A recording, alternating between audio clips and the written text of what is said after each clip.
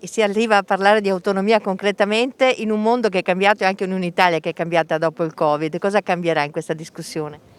Beh, intanto il merito è dei veneti che hanno saputo dare un'indicazione il 22 ottobre del 2017. Autonomia sempre più realtà, direi che siamo ormai arrivati all'ultimo miglio, questo lo possiamo dire, senza svelare le carte. Stiamo trattando ancora.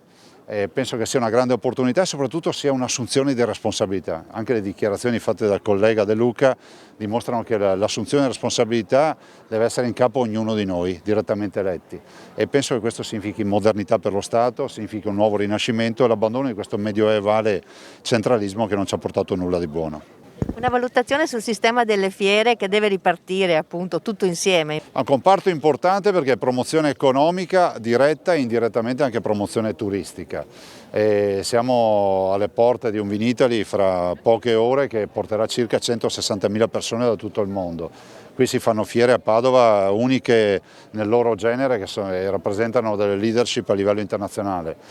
Dico tutto questo per dire che comunque la sfida delle fiere è una sfida importante, ci vuole razionalizzazione, ci vogliono economie di scala e poi permettetemi di dire ci vuole anche dialogo tra le fiere, tra gli enti fieristici veneti che hanno delle grandi potenzialità e devono vedere il nemico fuori dalla regione e non in regione.